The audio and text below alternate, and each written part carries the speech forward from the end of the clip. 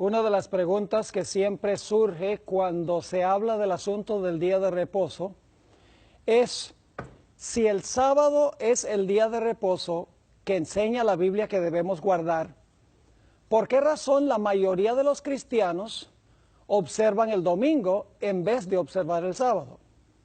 Ese será nuestro estudio de hoy. Va a ser un estudio fascinante donde vamos a hablar en cuanto a la identidad del anticristo que menciona la Sagrada Escritura. Debo empezar diciendo que en la historia de la iglesia cristiana se han propuesto muchos candidatos como el anticristo. Solo les menciono algunos para comenzar. Se pensó, por ejemplo, que el Kaiser posiblemente podría ser el anticristo, justo antes de la Primera Guerra Mundial. Luego se pensó que tal vez podría ser Benito Mussolini o Adolfo Hitler. Un poco más adelante se pensó que podría ser el Ayatollah Khomeini o posiblemente Yasser Arafat. Algunos pensaban que podría ser Henry Kissinger y más recientemente Saddam Hussein. Y por lo menos una persona hoy en día me dijo que pensaba que posiblemente el anticristo sería el presidente Barack Obama. Resulta obvio, mis queridos amigos, que ninguno de estos candidatos es el cumplimiento de las profecías en cuanto al anticristo. Estas personas lo que están haciendo es adivinar, conjeturar, cada vez que se levanta una persona que posiblemente cuadra con alguna característica que ellos piensan que cumple esta profecía, inmediatamente candidatizan a esa persona. Pero en realidad no necesitamos adivinar ni especular. Porque la Biblia, el santo libro de Dios, nos dice exactamente cuándo se iba a levantar el sistema del anticristo, a dónde se iba a levantar y qué características iba a manifestar. En esta presentación no vamos a adivinar. Vamos a seguir un estudio disciplinado, cuidadoso y contextual.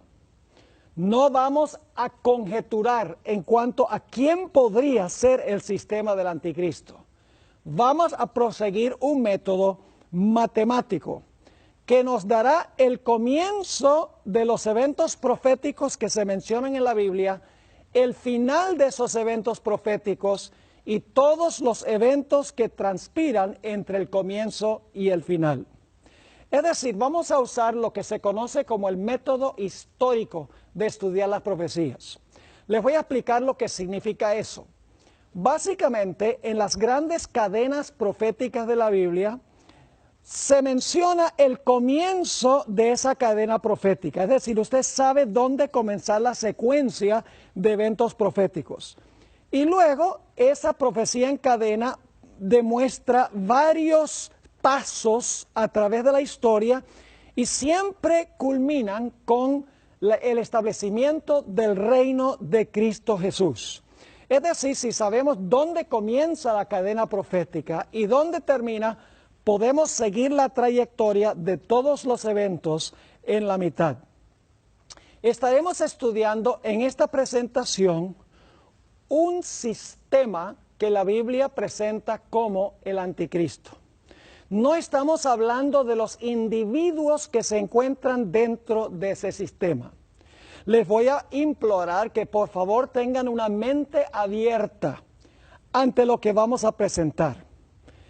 Examinen y evalúen la evidencia y luego decidan si la evidencia en realidad identifica el sistema del cual vamos a hablar en nuestra presentación. Quiero repetir nuevamente que no vamos a criticar a individuos o personas, porque en realidad, mis queridos amigos, el anticristo no es una persona, el anticristo es un sistema. Ahora, dentro de ese sistema hay muchos cristianos sinceros que aman a Dios, que en realidad sirven a Dios lo mejor que pueden de acuerdo al conocimiento que tienen. Y claro, cuando esas personas escuchan la evidencia que vamos a estudiar, van a decir, no puedo permanecer dentro de este sistema, porque en realidad mi corazón está con el Señor. Así que por favor no se sientan aludidos personalmente. No estoy hablando de usted como persona. Vamos a tratar sistemas que mencionan las profecías bíblicas. Ahora necesito mencionar un último punto antes que comencemos a estudiar la cadena profética. Y es que en las profecías estamos tratando con símbolos. Y los símbolos no se pueden tomar literalmente. El símbolo ilustra una gran verdad que es mucho mayor que el mero símbolo. En unos momentos vamos a ver cómo interpretar los símbolos de las profecías, pero no podemos tomar literalmente lo que las profecías dicen porque está hablando en lenguaje simbólico. Por ejemplo, las profecías hablan de bestias. Bueno, esas bestias en realidad no son bestias de la vida real. Las bestias vamos a encontrar que representan en realidad naciones, representan imperios. Es decir, los símbolos representan algo mucho mayor. Ahora, la profecía que vamos a estudiar hoy es la de Daniel, el capítulo 7. Y un poco más adelante vamos a estudiar la profecía paralela de Apocalipsis, el capítulo 13. Vamos a empezar entonces nuestro estudio en el libro de Daniel, el capítulo 7, y vamos a leer el versículo 1 y el versículo 2. Dice allí: en el primer año de Belsasar, rey de Babilonia, tuvo Daniel un sueño y visiones de su cabeza mientras estaba en su lecho. Esto es lo que se llama un sueño profético. No es como los sueños nuestros que tal vez soñamos porque comimos mucha pizza el día anterior. En realidad este es un sueño profético inspirado por el Espíritu Santo. Sigue diciendo: luego escribió el sueño. Daniel escribió el sueño y relató lo principal del asunto. Daniel dijo: miraba yo en mi visión de noche, y he aquí que los 4 vientos del cielo combatían en el gran mar. Ahora, no tomen literalmente eso, que los vientos están combatiendo el mar, porque en la Biblia vientos son simbólicos y el mar también es simbólico. Vamos a ver lo que representa el mar según la Sagrada Escritura. Encontramos en Isaías 17 y el versículo 12 lo que representa el símbolo de las aguas del mar. Dice allí en Isaías 17 y el versículo 12: hay multitud de muchos pueblos que harán ruido como estruendo del mar. Fíjense entonces, el estruendo del mar se compara con muchos pueblos o con multitud de pueblos. Y luego la segunda parte del versículo amplía este pensamiento cuando dice: y murmullo de naciones que harán alboroto como bramido de muchas aguas. Así que el murmullo de las naciones se compara con el bramido de muchas aguas. Es decir, cuando encontramos en las profecías mar o aguas, significa que representan naciones o pueblos.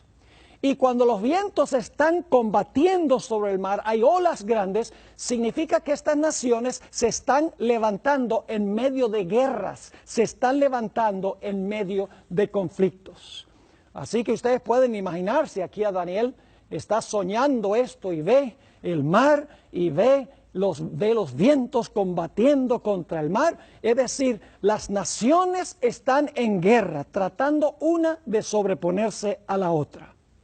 Y luego vamos a ver lo que vio Daniel salir de en medio del mar. En Daniel 7 y el versículo 3 nos dice: y 4 bestias grandes, diferentes la una de la otra, subían del mar. Es decir, el mar está combatiendo con los vientos, las naciones están en son de guerra y se levantan de allí 4 bestias, cada una diferente a la otra, una bestia después de otra. Ahora preguntamos, ¿qué representan las 4 bestias? No estamos hablando de bestias literales porque en el mundo real no existe un león con 2 alas. En la vida real no existe un leopardo que tiene 4 cabezas y 4 alas. Todo esto es simbólico, todo esto enseña una realidad más grande que lo literal. ¿Qué representan estas bestias?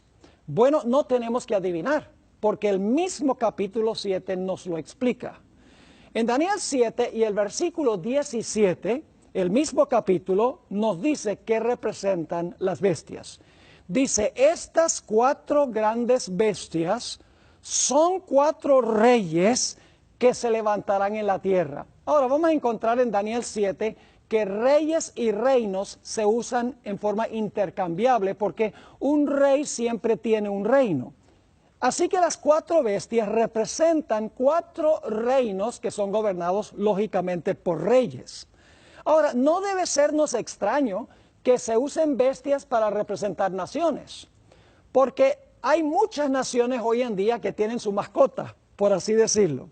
Por ejemplo, los Estados Unidos tienen el águila como su símbolo nacional. Rusia en su bandera tiene el oso como su bandera nacional. Si van a Inglaterra, van a encontrar en la bandera de Inglaterra un león. Y la China se representa por un dragón. Es decir, que no debe sorprendernos que bíblicamente las bestias se usen para simbolizar una nación.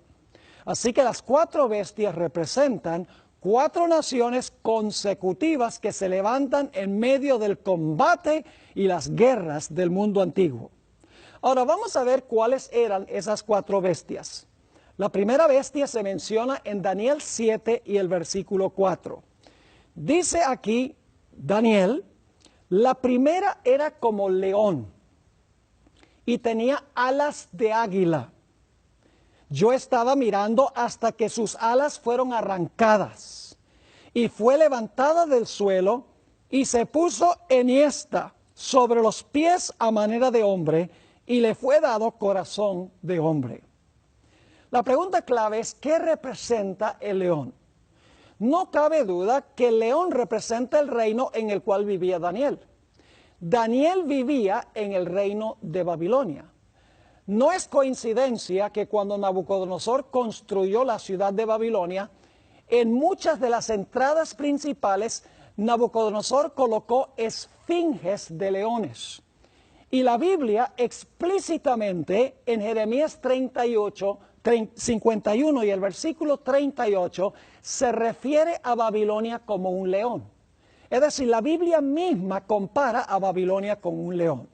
Así que la primera bestia representa el imperio de Babilonia, el imperio en el cual vivía Daniel. Así que fíjense que la cadena profética comienza con el reino en que vivía el profeta.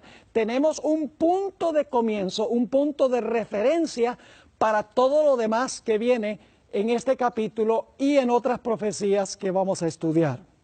Ahora, debo decir que cuando esto dice que le fueron arrancadas las alas, significa que ahora el león va a dejar de conquistar, el león va a perder su poderío. Y en vez de tener un corazón de león que representa valentía, dice que le ha arrancado el corazón de león y ahora tiene corazón de hombre. Es decir, es un reino que se va a debilitar y va a perder su poder.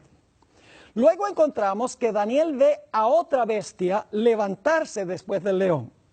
Se encuentra en Daniel el capítulo 7 y el versículo 5. Dice allí, y he aquí otra segunda bestia, semejante a un oso, la cual se alzaba de un costado más que del otro. Es decir, en un lado el oso era más alto que en el otro lado.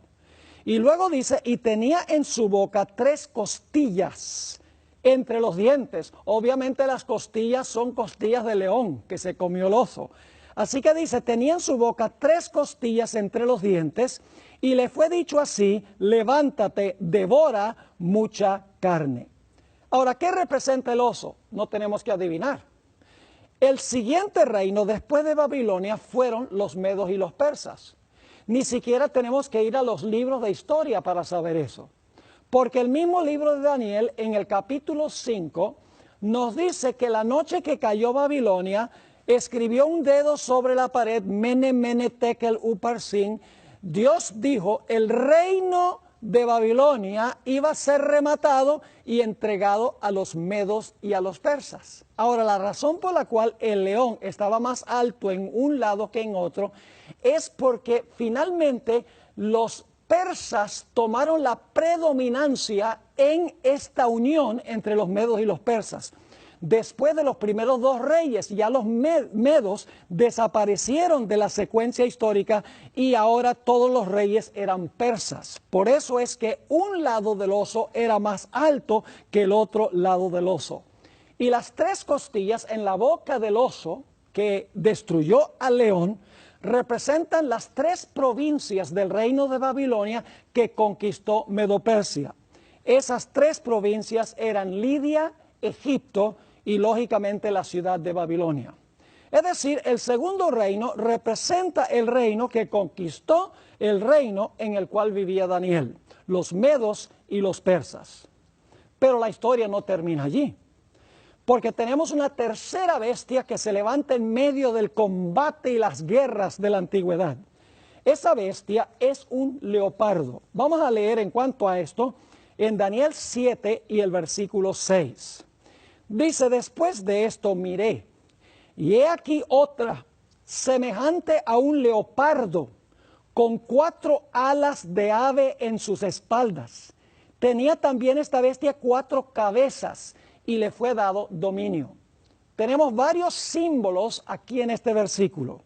Tenemos en primer lugar un leopardo. Ustedes saben que el leopardo es un animal muy veloz.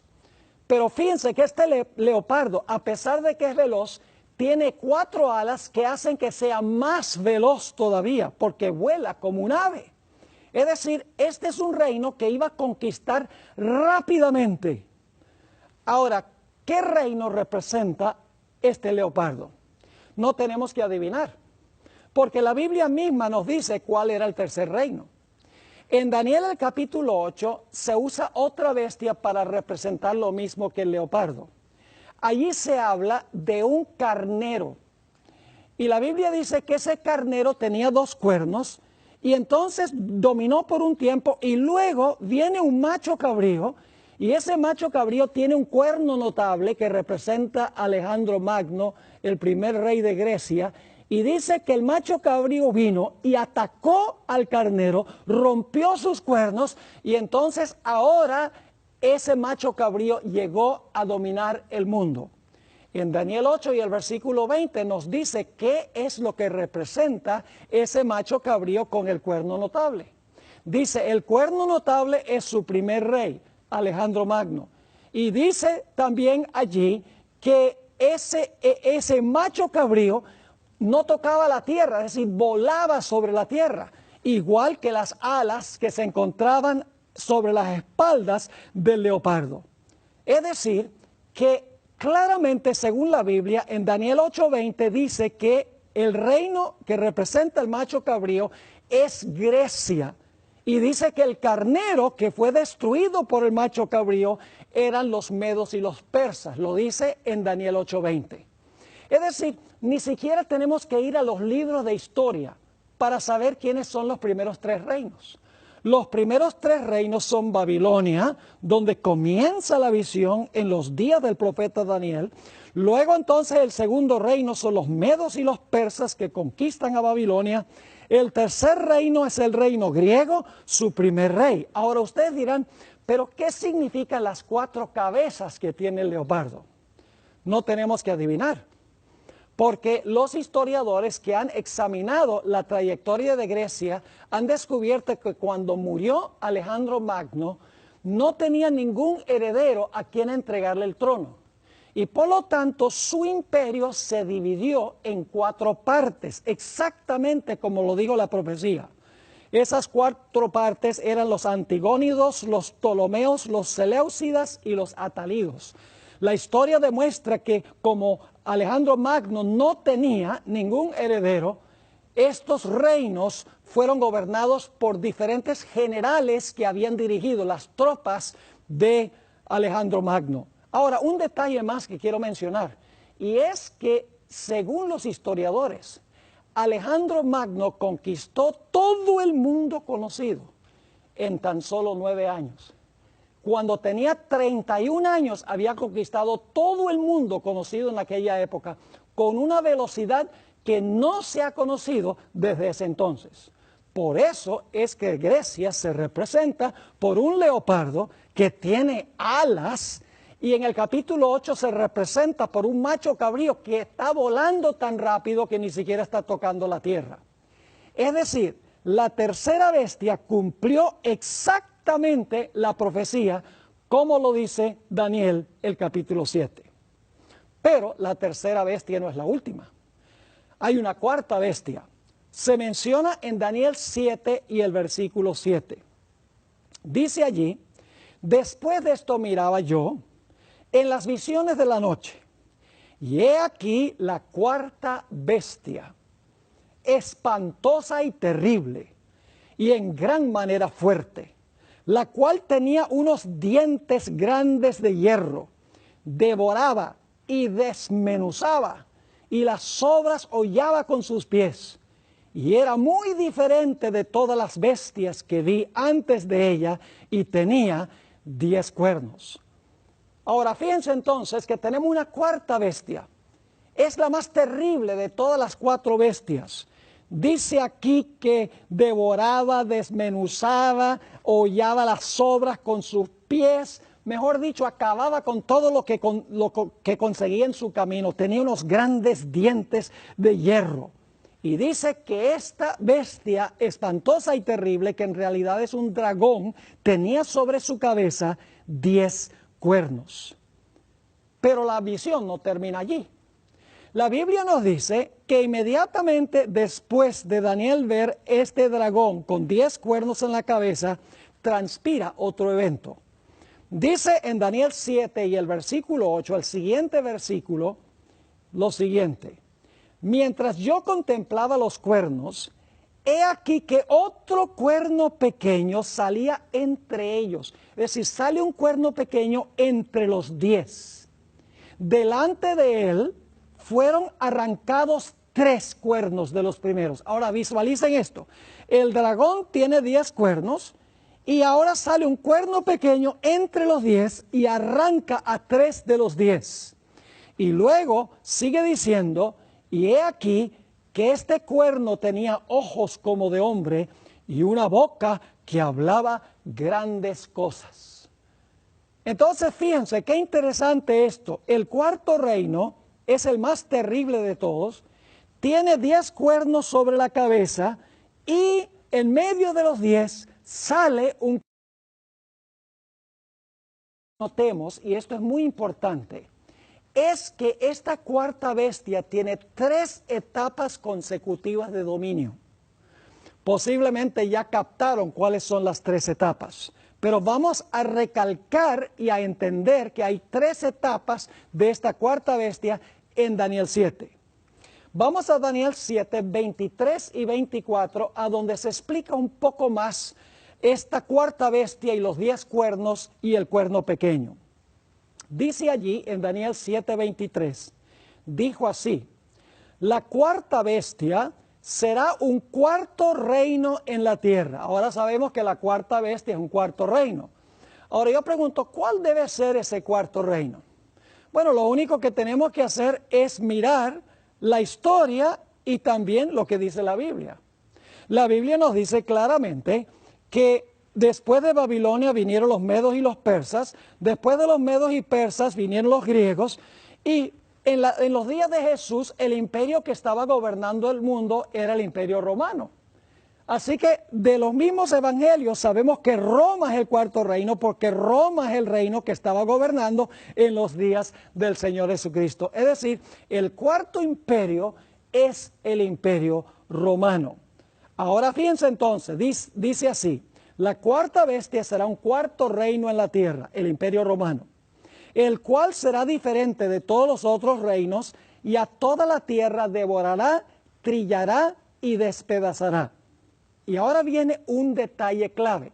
Si ustedes leen solamente el versículo 8, donde dice que el dragón tenía 10 cuernos, podrían pensar que cuando esta bestia se levantó ya tenía los 10 cuernos. Pero en la explicación se nos dice que cuando la bestia gobernó, al principio no tenía los 10 cuernos. Gobernó por un tiempo y luego le salieron los 10. Fíjense lo que dice en el versículo 24. Y los 10 cuernos significan que de aquel reino se levantarán 10 reyes o reinos. Ahora fíjense, para poderse levantar de aquel reino, para levantarse del cuarto reino, el cuarto reino ya tenía que existir. Es decir, la primera etapa es la cuarta bestia gobernando por un tiempo sola. Es el Imperio Romano unido, sin divisiones. Después de un tiempo, dice que de ese reino romano, entonces le salen 10 cuernos, que dicho sea de paso, representan las divisiones del Imperio Romano, porque el Imperio Romano, como resultado de las invasiones de las tribus bárbaras del norte del imperio, el imperio se dividió en 10 segmentos, en 10 partes. Y hoy en día los países europeos son el resultado o el fruto de las invasiones de las tribus bárbaras que se parcelaron el Imperio Romano. Es decir, el Imperio Romano todavía existía, pero existía en un estado dividido en 10 reinos. Así que dice en el versículo 24, y los 10 cuernos significan que de aquel reino se levantarán 10 reyes o reinos, y ahora fíjense, y tras ellos, tras los 10, es decir, después de los 10, se levantará otro, el cual será diferente de los primeros, y a 3 reyes derribará. Así que fíjense cuáles son las 3 etapas de la cuarta bestia. La cuarta bestia gobernando sola, el Imperio Romano unido sin divisiones. Luego de la cabeza de ese cuarto reino, después de un tiempo, le salen 10 cuernos. Se divide ese reino en 10. Y luego cuando están completos los 10 reinos en que se divide ese imperio, se levanta un cuerno pequeño que arranca 3 y gobierna sobre el resto. Ojalá que les haya quedado clara esta secuencia porque es muy importante. Ahora necesitamos hablar un poco de las características del cuerno pequeño, porque ese es el poder que nos interesa especialmente identificar. Porque todos los eruditos que yo conozco, no importa cuál sea su énfasis o su creencia de las profecías, están de acuerdo que el cuerno pequeño representa el anticristo. Algunas personas dicen que el cuerno pequeño representa una persona que es el anticristo. Otros creen que el cuerno pequeño representa un sistema que es el anticristo. Pero todos concuerdan que el cuerno pequeño es un símbolo del anticristo, ya sea una persona o un sistema. Ahora vamos a analizar algunas cosas en cuanto al cuerno pequeño. Quiero leer Daniel 7 y el versículo 25 que nos da algunas características y luego vamos a dar una lista de 7 características. Dice en Daniel 7:25 que cuando se levanta el cuerno pequeño, hablará palabras contra el Altísimo. En el libro de Apocalipsis vamos a encontrar que dice que hablaría blasfemias contra el Altísimo. Así que la primera característica, hablará palabras o blasfemias contra el Altísimo. Luego dice, y a los santos del Altísimo quebrantará. Iba a perseguir a los fieles de Dios. Y luego viene una característica muy importante, dice, pensará en cambiar los tiempos y la ley. Es decir, iba a tener la audacia de pensar que podía inclusive cambiar la santa ley de Dios. Y luego nos dice por cuánto tiempo iba a gobernar ese cuerno pequeño después de levantarse. Dice, y serán entregados en su mano hasta tiempo y tiempos y medio tiempo. Ahora, les voy a dar la lista de 7 características. Acabamos de leer 4 de ellas, pero ahora vamos a resumir las 7 características. Número 1.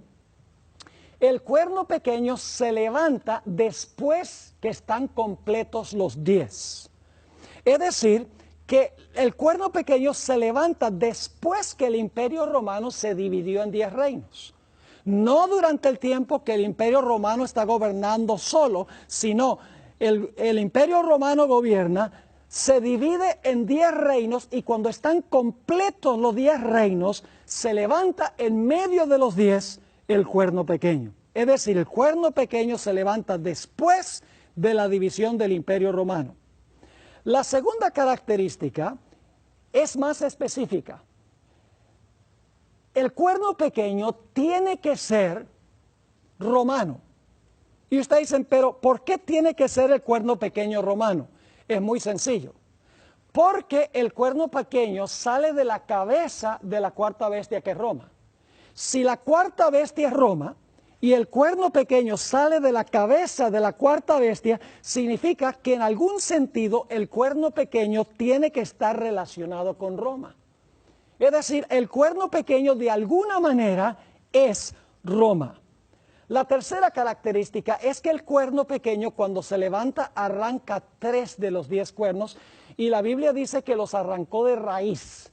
Es decir, que una vez que los arrancó de raíz, esos reinos ya no existen más, porque cuando usted desarraiga un árbol de raíz, ahí se terminó. La tercera característica entonces es que el cuerno pequeño desarraiga o arranca de raíz a 3 de los 10 reinos. La cuarta característica ya la vimos, está en Daniel 7:25, dice que iba a hablar grandes palabras y blasfemias contra el Altísimo. La quinta característica es que persigue a los santos del Altísimo. La sexta característica es que piensa que puede cambiar inclusive la santa ley de Dios. Y la última característica que vamos a analizar, en realidad tengo 15, pero solamente voy a presentar 7 por la premura del tiempo. La última característica es que este cuerno pequeño gobierna por tiempo, tiempos y la mitad de un tiempo. Y claro, se preguntarán muchos, ¿qué significa eso? Tiempo, tiempos, la mitad de un tiempo. Eso lo vamos a especificar cuando analicemos el cumplimiento de estas características. Ahora, lo que les voy a decir a continuación posiblemente sorprenda a algunos. Otras personas donde he presentado esto se han enojado. Otras personas han expresado sorpresa. Otras personas siguen escuchando y dicen, yo quiero escuchar más para saber si esto es verdad, para compararlo con la historia y con la Biblia. Pero tengo que compartir con ustedes cuál es el sistema que cumple todas estas características. El propósito no es ofender a nadie. Espero que no apaguen el DVD player, porque es importante que escuchen todo el cumplimiento de las características antes de tomar una decisión. Recuerden que estamos hablando de un sistema, no estamos hablando de individuos en ese sistema. En el sistema hay millones de personas que aman de todo corazón a Dios. Les sirven con toda su alma y no conocen nada de lo que yo estoy compartiendo en esta presentación. Así que mi propósito no es ofender a nadie. No es que quiero que alguien se enoje conmigo. Voy a ser lo más cortés y lo más amable que yo pueda en decir esto. Les voy a decir qué sistema representa esto y luego vamos a analizar cada una de las características. Mis queridos amigos, hay un solo poder en el mundo que cuadra con todas las características que he mencionado al pie de la letra. Y es el papado católico romano. Recuerden que no estoy hablando de los miembros de la Iglesia Católica Romana. Estoy hablando del sistema católico romano. Estoy hablando del papado, no de los individuos que van a la iglesia con toda sinceridad sirven a Dios. Ahora vamos a mirar las 7 características para ver cómo se cumplen en Roma papal. Y algunas de estas las vamos a poder cubrir rápido, otras vamos a dedicarle más tiempo. Yo pregunto, ¿el papado se levantó al poder después que se dividió el Imperio Romano? Ustedes pueden leer los libros de historia.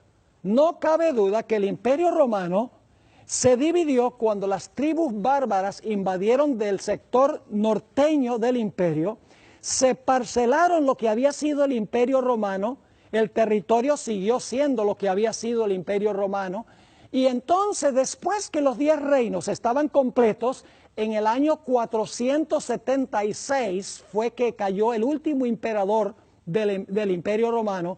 En ese momento Roma quedó dividida en 10 reinos. Es decir, el cuerno pequeño se iba a levantar después del año 476, cuando estaban completos los 10 reinos. El papado cabe perfectamente con esta descripción. porque según los historiadores, el papado se levantó en el año 538 por decreto del emperador Justiniano, quien proclamó que el Papa era soberano sobre las iglesias en el oriente y en el occidente. Y el papado estableció una relación estrecha con Justiniano, quien mandó a todos a obedecer la autoridad del Papa o del obispo de Roma. Es decir, el papado sí se levantó después que el imperio se dividió en 10 reinos.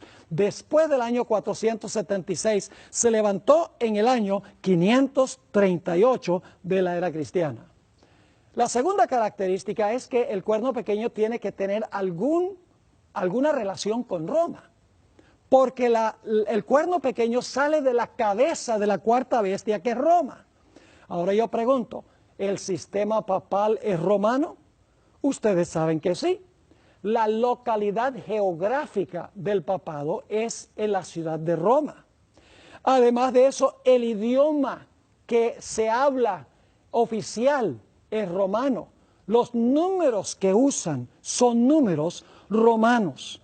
El territorio sobre en el cual está es Roma, y su organización es igual a la organización que existía antes en el Imperio Romano. No cabe duda que a este poder el cuerno pequeño es romano. Es más, ¿cómo se llama esta iglesia? Se llama la Iglesia Católica Apostólica, ¿qué? Romana. Así que esto cumple la característica que el cuerno pequeño tenía que ser romano. El papado es un sistema romano. La tercera característica es que podemos ver en la historia que de los 10 reinos de Europa había 3 que eran heréticos, es decir, 3 que no estaban en armonía con las enseñanzas de la iglesia. Habían adoptado una teología falsa de un personaje llamado Arrio. Estaban enseñando que Jesús era un ser creado. Y el Papa apeló a los gobernantes civiles para que les ayudaran a desarraigar a estas divisiones o a estas naciones que no concordaban con las enseñanzas de la iglesia. Y así fue que en el año 493, el papado, influyendo sobre el poder civil, se arrancó el primer reino, el reino de los érulos. Y luego entonces en el año 534, por influencia del papado sobre el poder civil, cayeron los vándalos. Y finalmente en el año 538 cayeron los ostrogodos. Es decir, estos 3 reinos fueron arrancados por la influencia del papado sobre los poderes civiles para acabar con estos 3 reinos. Y debo decirles algo, en Europa hoy no hay ninguna nación que desciende de estos reinos. Estos reinos fueron arrancados de raíz y no tienen ningún reino hoy que desciende de ellos. Así que el papado cuadra perfectamente con las primeras 3 características. Se levantó después que estaban completos los 10, se levantó en medio de los 10, de las divisiones de Europa Occidental. Además de eso, es un poder romano y también arrancó a 3 de los 10 cuernos que tenía la cabeza del dragón. Pero notemos ahora las últimas 4 características que se mencionan en Daniel 7 y el versículo 25. Dice que este cuerno pequeño hablaría blasfemias contra el Altísimo. Alguno podría decir, uy, pero la iglesia romana no habla blasfemias contra Dios. El problema, mis queridos amigos, es que tenemos que entender la definición bíblica de la blasfemia. Hoy en día, cuando se dice que alguien es blasfemo, la gente piensa que se refiere a un ateo que alza la mano y desafía a Dios y dice, muéstrame si tú existes o no. Es decir, un blasfemo, según se concibe, es una persona irreverente que desafía a Dios. Pero esa no es la definición de la Biblia. Recuerden que la Biblia dice que el cuerno pequeño iba a hablar blasfemias. Así que hay que permitir que la Biblia nos explique qué es blasfemia. Ahora, según la Biblia, ¿qué es blasfemia? Bueno, quiero ir a Marcos el capítulo 2 y el versículo 7. Aquí el Señor Jesucristo le había perdonado los pecados a un paralítico. Y los dirigentes religiosos se enojaron mucho. Y quiero que noten lo que dijeron los líderes religiosos en cuanto a Jesús. ¿Por qué habla este así? Blasfemias, dice. ¿Quién puede perdonar pecados sino solo Dios? Ahora, Jesús podía perdonar pecados porque era Dios.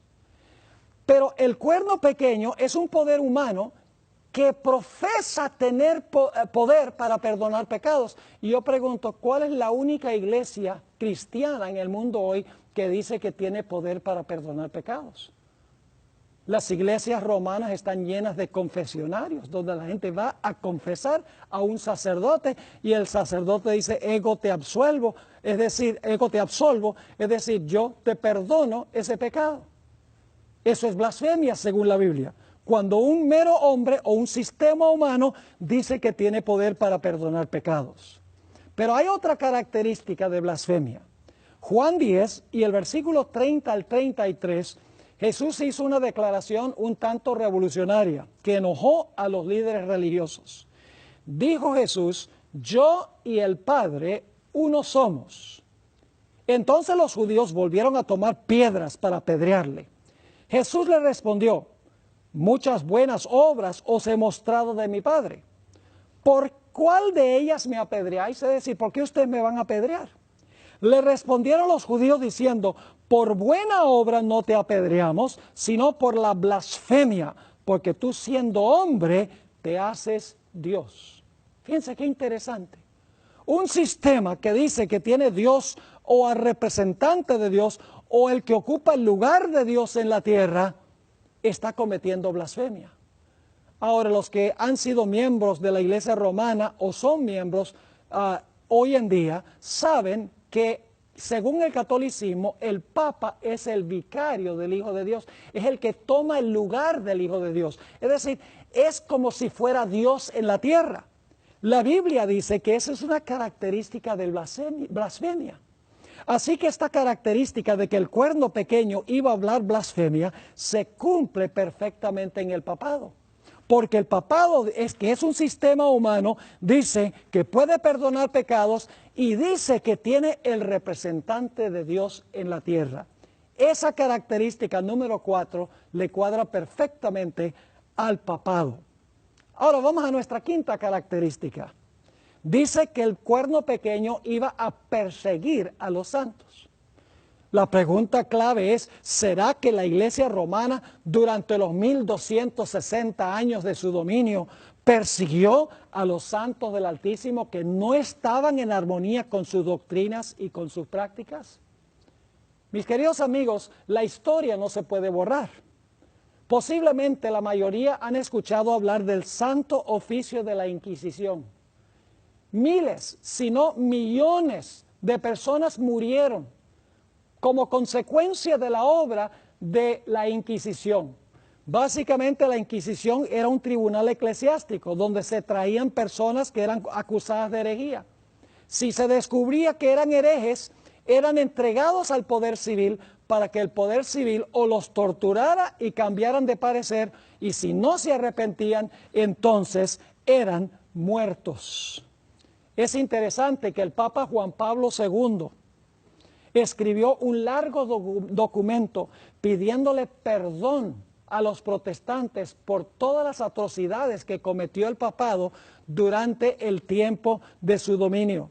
Y recientemente Francisco I visitó la iglesia de los valdenses en Torre Pellice, en el norte de Italia. Los valdenses eran perseguidos mordazmente por la iglesia romana durante los 1260 años. Y el Papa Francisco I entró en ese templo, la sede de los valdenses, y les pidió perdón por las persecuciones de la iglesia romana en contra de los valdenses durante tantos años. Si ustedes quieren leer una obra muy interesante, Juan Antonio Llorente, a quien era un individuo que trabajaba en la Inquisición en España a fines de los años 1700, escribió una obra sobre la Inquisición en España. Y ahí describe abiertamente los centenares de miles de personas que fueron muertas por la Inquisición, nada más porque la gente no estaba de acuerdo con las enseñanzas de la Iglesia romana. Hace unos años tuve el privilegio de visitar la ciudad de Lima, Perú. Siempre había querido visitar un lugar específico allí en la ciudad de Lima. Había querido visitar el Palacio de la Inquisición. En realidad la Inquisición funcionó en 3 países latinoamericanos. Funcionó en Colombia, en Perú y en México. Así que entramos allí al Palacio de la Inquisición y lo primero que uno se encuentra cuando toma el tour es un mural grande que está en una pared a donde se está mostrando cómo era un auto de fe en la Plaza de Armas, donde se hacía el proceso de la Inquisición. Después de explicar ese mural grande donde había un individuo en una estaca amarrado a donde le pusieron leña y lo iban a incinerar, lo iban a quemar vivo por herejía, ese guía turístico nos llevó a la Cámara de la Tortura. Y me maravillé de la forma como el guía turístico sencillamente empezó a describir cómo la Inquisición, la Iglesia, trataba a las personas que no estaban en armonía con las prácticas y con las enseñanzas de la Iglesia. Describió cómo los cuerpos de los herejes eran azotados, flagelados, ahogados, incinerados, sofocados, desmembrados, dislocados, estirados, descoyuntados. Si ustedes quieren ver cuáles eran los implementos que se usaban para la Inquisición, yo busqué hoy en Google, puse las palabras Inquisición Lima y sale un documental largo allí de todos los implementos que se usaban para torturar a los que no estaban de acuerdo con la Iglesia. Ciertamente, mis queridos amigos, el papado es un sistema que persiguió a los santos de Dios. No se puede borrar este hecho de la historia. La característica número 6 es que el papado, el cuerno pequeño, iba a pensar que podía cambiar la santa ley de Dios. Quiero leerles una cita que se encuentra en una enciclopedia muy famosa de la Iglesia Católica. El autor es Lucius Ferraris. El nombre del comentario es Prompta Biblioteca. Tiene 8 volúmenes y en el tomo 2, en el artículo Papa, aparecen las siguientes palabras. El Papa puede modificar la ley divina, porque su poder no es de los hombres, sino de Dios, y actúa en lugar de Dios sobre la tierra, con pleno poder de atar y desatar sus ovejas. Fíjense qué interesante esta enciclopedia católica renombrada. Dice, el Papa puede modificar la ley divina. Y luego dice, él actúa en lugar de Dios sobre la tierra. Ahora, ustedes pensarán, ¿cómo es que la Iglesia romana dice haber cambiado la ley de Dios? En 2 maneras. Les voy a explicar. Si ustedes leen los 10 mandamientos en una Biblia católica, van a encontrar que el segundo mandamiento en la Biblia católica dice, no te harás imagen ni ninguna semejanza de lo que está en el cielo, ni en la tierra, ni debajo de la tierra. No te inclinarás a las imágenes ni las honrarás. El segundo mandamiento en la Biblia católica dice, no tengas ídolos ni te arrodilles ante esos ídolos. Pero cuando ustedes van a los catecismos de la Iglesia Católica, que es donde se enseña la doctrina a las personas que se van a unir a la Iglesia, los niños que van a hacer la primera comunión después de estudiar el catecismo, si van a los catecismos van a encontrar que ese mandamiento no está. Ese mandamiento está ausente de los catecismos, aunque está en la Biblia Católica. Ahora, cuando usted saca el segundo mandamiento que dice que no se deben adorar imágenes, tiene un problema. Porque si saca uno, queda con 9. Pero la Biblia dice que son 10 mandamientos, no 9. Así que, ¿qué fue lo que hizo el papado? Como sacó el segundo de los catecismos, entonces divide el 10º mandamiento en 2. El 10º mandamiento dice, no codiciarás los bienes de tu prójimo ni la mujer de tu prójimo. Pero la Iglesia Católica dice, no, esos son 2 mandamientos. Uno, no codiciarás los bienes de tu prójimo, y luego el 10º, no codiciarás la mujer de tu prójimo. Pero mis queridos amigos, codicia es codicia. Es un solo mandamiento, el mandamiento de la codicia. Pero como los catecismos sacan el segundo, terminan con 9 y por lo tanto dicen hay que dividir el 10º en 2. En ese sentido, la Iglesia romana cambió la ley de Dios por esconder el hecho de que Dios prohíbe que la gente haga imágenes y que se incline ante esas imágenes.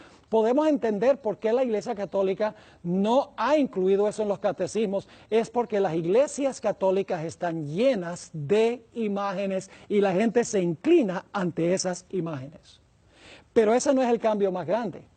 El cambio más grande que hizo la Iglesia romana, que hizo el papado en la ley de Dios, fue cambiar el día de reposo del sábado al domingo. En nuestra última presentación seguimos la trayectoria del día de reposo desde el huerto del Edén hasta los cielos nuevos y la tierra nueva. Y nos dimos cuenta que en ninguna parte de la Biblia se habla de un cambio del día de reposo. En ninguna parte de la Biblia dice que ahora hay que guardar el domingo en honor a la resurrección de Cristo. No está en la Sagrada Escritura. Yo le podría leer página tras página de citas, de obispos, de cardenales, inclusive de papas, a donde dicen claramente, nosotros la Iglesia, por la autoridad que nos concedió Cristo, hemos cambiado, usan la palabra cambiado, alterado, usan también la palabra alterado, hemos modificado, usan algunas citas la palabra modificado, la ley divina, y ahora la gente debe guardar el primer día de la semana. Mientras que el 4º mandamiento dice, 6 días trabajarás y harás toda tu obra, mas el 7º día es sábado de Jehová tu Dios. La Iglesia romana dice, no, el sábado no es el día de reposo, el día de reposo es el primero, es el domingo. Es un cambio audaz en la santa ley de Dios. La última característica que queremos tratar es el tiempo que gobernó el cuerno pequeño. Dice que gobernó tiempo, tiempos y la mitad de un tiempo. Ahora usted dice, ¿qué es eso de tiempo, tiempos y la mitad de un tiempo? Nosotros no hablamos así hoy. Bueno, en la Biblia la palabra tiempo se usa para referirse a años. Por ejemplo, en Daniel capítulo 4, el rey Nabucodonosor dice que enloqueció por 7 tiempos. Pensaba que era un animal por 7 tiempos. Quiere decir que 7 años pasaron con la locura de Nabucodonosor. Es decir, la palabra tiempo significa año. Tiempo es un año. Tiempos, que es el dual en hebreo, cuando no tiene un número calificativo y usa tiempos en plural, significa 2. Tiempo 1, tiempos 2 son 3, más medio tiempo, medio año, son 3 años y medio. Tiempo, tiempos y la mitad de un tiempo son 3 años y medio. Ahora, en la Biblia, el año bíblico tiene 360 días. Entonces lo que tenemos que hacer para saber cuántos días tienen 3 años y medio, lo que tenemos que hacer es multiplicar 3 años y medio por 360 días cada uno de esos años. Y lo que sucede es cuando multiplicamos 3 y medio por 360 días cada uno de esos años, el resultado son 1260 días que hay en 3 años y medio.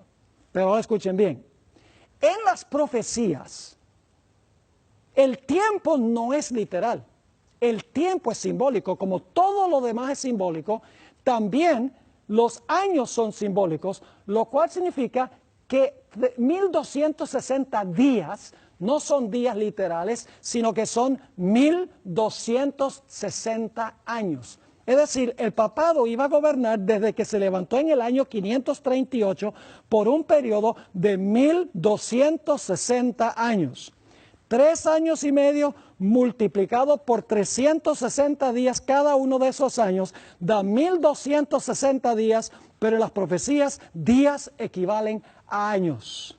Surge la pregunta, ¿será que el papado gobernó exactamente por 1260 años? Es extraordinario, ustedes pueden mirar los libros de historia. Se levantó en el año 538 con el decreto del emperador Justiniano. 1260 años más tarde, en 1798, el general Berthier, general de las tropas de Napoleón Bonaparte, entró en el Vaticano. Fue a la Capilla Sistina, a donde el Papa Pío VI estaba celebrando el aniversario de su coronación. Lo bajó del trono papal, le quitó la triple corona, la tiara, le quitó los anillos de los dedos, le quitó su bastón pastoral y le dijo, tu poder ha concluido. Y se lo llevaron prisionero y murió en exilio en 1799 en Francia. Es muy interesante este evento y vamos a analizar un poquito más de esto en el próximo segmento que vamos a estudiar, que es Apocalipsis, el capítulo 13. Así que todas las características cuadran perfectamente y se cumplen perfectamente en el papado. En primer lugar, el papado se levantó después que estaban los 10. Segundo lugar, es un poder romano. En tercer lugar, arrancó 3 reinos. En cuarto lugar, dice poder perdonar pecados y que tiene el representante de Dios en la tierra. En quinto lugar, persiguió a los santos del Altísimo. En sexto lugar, profesa haber cambiado la santa ley de Dios y finalmente gobernó exactamente 1260 años, tiempos y la mitad de un tiempo. Las características no mienten. Ahora, ojalá yo pudiera decirles algo diferente, porque yo sé que algunos a lo mejor se van a ofender. No es mi propósito ofenderles. Es mi propósito informarles, llevarles a estudiar y a analizar estas cosas por ustedes mismos para ver si la historia corrobora lo que yo estoy compartiendo. Ahora necesitamos ir a Apocalipsis 13, que es una profecía paralela a esta profecía que acabamos de mirar. Apocalipsis 13 y el versículo 1 y el versículo 2, vamos a encontrar inmediatamente la conexión con Daniel 7. Dice allí en Apocalipsis 13, 1 y 2, aquí está hablando ya Juan el apóstol, me paré sobre la arena del mar y vi subir del mar a una bestia que tenía 7 cabezas y 10 cuernos, y en sus cuernos 10 diademas, y sobre sus cabezas un nombre blasfemo.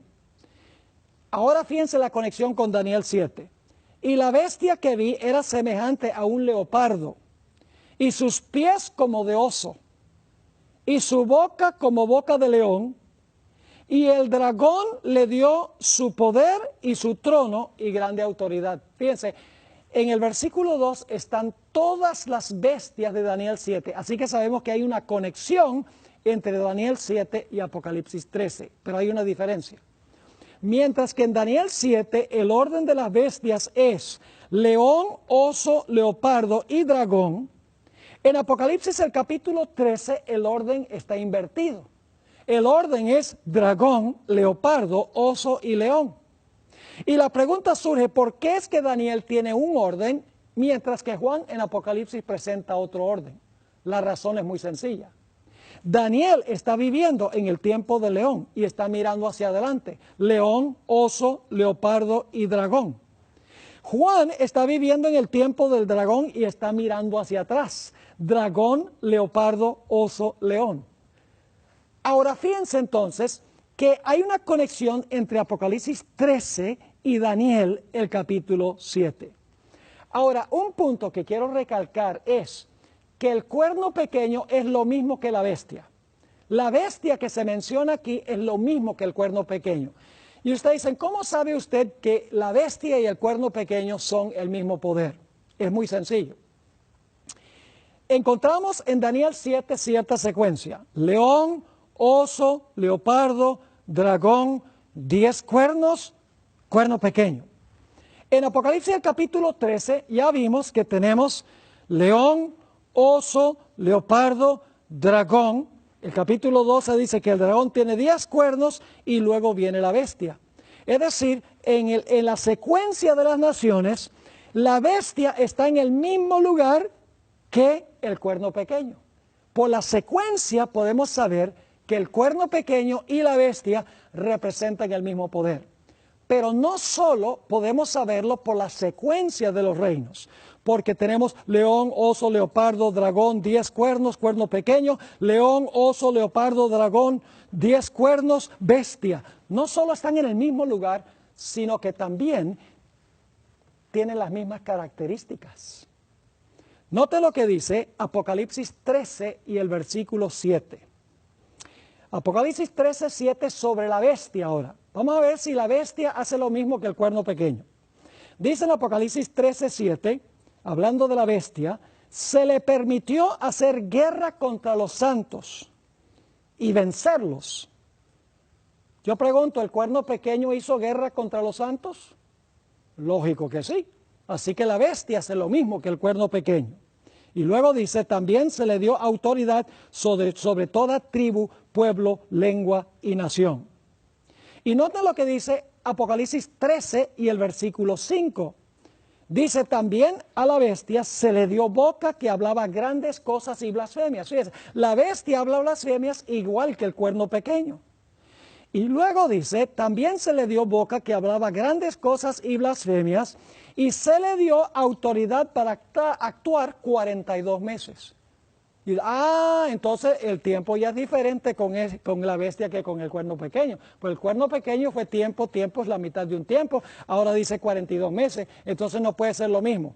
Es exactamente lo mismo, solo se expresa de una forma distinta. Vamos a sacar la cuenta. 3 años y medio multiplicado por 360 días cada año da 1260. Ahora, si el año bíblico tiene 360 días, ¿cuántos días tiene el mes bíblico? Eso es una operación matemática fácil. Si el año bíblico tiene 360 días, el mes bíblico tiene 30 días. Así que lo único que tenemos que hacer es multiplicar 42 meses que gobierna la bestia, 42 meses, y lo multiplicamos por 30 días cada uno de esos meses. Ahora, si ustedes multiplican 42 meses por 30 días cada mes, el resultado son 1260. Es el mismo periodo. Así que el cuerno pequeño es lo mismo que la bestia. Y hay una razón por la cual estoy recalcando y enfatizando ese punto. Ustedes se van a dar cuenta por qué razón. La razón, mis queridos amigos, es que Apocalipsis 13 le añade una última etapa a esta cuarta bestia, que no se encuentra explícitamente en Daniel 7. Vamos a Apocalipsis, el capítulo 13 y el versículo 10, y vamos a encontrar que cuando terminan los 1260 años del cuerno pequeño o de la bestia, algo sucede con la bestia. Dice allí en Apocalipsis 13 y el versículo 10, si alguno lleva en cautividad, va en cautividad. ¿Sí? El cuerno pequeño y la bestia llevaba cautiva a la gente, dice, este sistema ahora va a ir cautivo.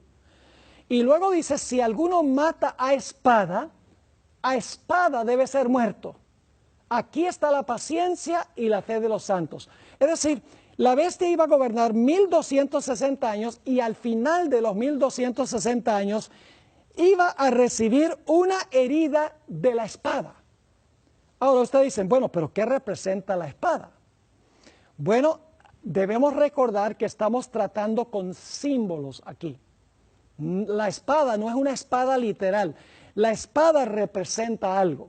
Ahora, en el Nuevo Testamento se mencionan 2 diferentes espadas. La primera espada es la que le da Dios a la iglesia. La iglesia tiene su espada. En Efesios el capítulo 6 y el versículo 17, Efesios 6, 17 dice, y tomad el yelmo de la salvación y la espada del Espíritu, que es la palabra de Dios. ¿Cuál es la espada que Dios le dio a la iglesia? Su palabra. ¿Y cómo usa la iglesia la espada o la palabra de Dios? La estoy usando ahora. La usa cuando uno predica la palabra de Dios. Es decir, Dios le ha dado una espada a la iglesia. Esa espada que le ha dado a la iglesia es la predicación de la palabra de Dios. Pero hay otra espada que menciona el Nuevo Testamento. Es una espada que tiene el gobierno civil, no la iglesia, sino el gobierno civil. Voy a leer Romanos 13 y el versículo 1 al 4. Romanos 13, 1 al 4. Dice aquí el apóstol San Pablo, y recuerden que el imperio que está gobernando en sus días es el imperio romano: sométase toda persona a las autoridades superiores. Está hablando del gobierno. Porque no hay autoridad, es decir, no hay autoridad civil, sino de parte de Dios. Y las que hay por Dios han sido establecidas. De modo que quien se opone a la autoridad, es decir, el que se opone al poder civil, a lo establecido por Dios resiste. Y los que resisten acarrean condenación para sí mismos. Porque los magistrados, ahora fíjese, estos son gobernantes, porque los magistrados no están para infundir temor al que hace el bien, sino al malo. ¿Quieres pues no temer a la autoridad? Es decir, ¿no quieres tenerle miedo al gobierno, al poder civil? Haz lo bueno y tendrás alabanza de ella. Y ahora viene el versículo clave. Porque es servidor de Dios para tu bien. Pero si haces lo malo, teme, porque no en vano lleva la espada. Noten, el poder civil o las autoridades superiores o los magistrados llevan ¿qué cosa? La espada, pues es servidor de Dios, vengador para castigar al que hace lo malo. Es decir, la iglesia tiene su espada, que es la predicación de la palabra de Dios, y el poder civil tiene su espada, que es para castigar a los que violan la ley civil. Yo pregunto, ¿el poder civil tiene derecho de castigar a una persona que mata? Claro que sí. Usa la espada para mandar a la persona a la cárcel o en algunos países para ejecutar el decreto de muerte. Yo pregunto, ¿el poder civil tiene derecho de castigar con la espada, por así decirlo, a aquellas personas que roban? Lógico que sí.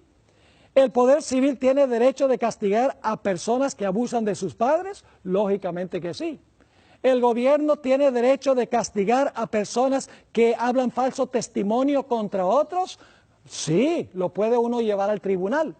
Es decir, la espada que Dios le dio al poder civil es para castigar violaciones del Código Civil para preservar el orden social. Pero Dios no le dio al poder civil la espada de la iglesia, que es la palabra de Dios. No le dio, en otras palabras, asuntos religiosos al poder civil, sino gobernar en asuntos solamente civiles. Así que nos dice que cuando concluyeron los 1260 años de dominio del papado, la Biblia nos dice que la espada le dio una herida mortal al papado. Es decir, el poder civil usó su espada para castigar al papado. Y eso fue exactamente lo que sucedió en 1798. El gobierno francés dijo, ya no vamos a dejar que tú nos uses más, ya no vamos a permitir que la iglesia use el poder civil para cumplir sus propósitos. Y el poder civil le quitó al papado la espada de la mano y le dio su herida mortal. Ahora surge la pregunta, ok, el papado recibió una herida mortal en el año 1798. ¿Significa esto que es el fin de la historia del poder papal? No, porque Apocalipsis 13 nos dice que este poder va a tener otra etapa de dominio. Es la cuarta etapa de la cuarta bestia. Quiero que tengan en claro esto. El imperio romano gobernando solo primero. Luego el imperio romano se dividió en 10 reinos. Luego entonces en medio de los 10 reinos se levanta el cuerno pequeño, Roma papal. Gobierna por 1260 años. Cuando llega al final los 1260 años, en el año 1798 se le quita la espada y la espada del poder civil le da la herida mortal al poder papal. Y por un tiempo el papado está sufriendo, está inactivo porque tiene una herida mortal. Pero la Biblia nos dice que habrá una cuarta etapa porque este cuerno pequeño o esta bestia va a resucitar de su herida mortal. Noten lo que dice Apocalipsis 13 y el versículo 3. Dice en cuanto a la bestia, vi una de sus cabezas como herida de muerte. Y ya vimos que la herida fue dada con la espada. El poder civil se levantó en contra de la iglesia que había usado la espada del poder civil para matar a otros. Dice, vi una de sus cabezas como herida de muerte, pero, aquí viene la cuarta etapa, su herida mortal fue sanada. Es decir, la herida mortal no es el fin del poder papal. Dice, su herida mortal fue sanada y se maravilló toda la tierra en pos de la bestia. Todo el mundo se va a maravillar en pos de este sistema, porque su herida mortal se le va a sanar. Es decir, la espada que se le quitó se le va a devolver. Y claro, uno pregunta, bueno, ¿y qué país del mundo le va a devolver el poder a este sistema que fue tan despótico en el pasado? Bueno, la respuesta es bien sorpresiva. En Apocalipsis 13:11, el siguiente versículo después de la herida mortal, dice después, es decir, después de la herida mortal, vi otra bestia que subía de la tierra y tenía 2 cuernos semejantes a los de un cordero, pero hablaba como un dragón. Es decir, cae la primera bestia, recibe la herida mortal con la espada, se le quita la capacidad de usar los poderes civiles, porque ahora el Papa es llevado cautivo y se establecen gobiernos democráticos donde la Iglesia no puede usar el poder civil. Y este sistema está inerte por un tiempo con una herida mortal, pero dice que la herida mortal se le va a sanar. Y lo interesante es que el poder que va a sanar la herida es esta bestia que se levanta de la tierra.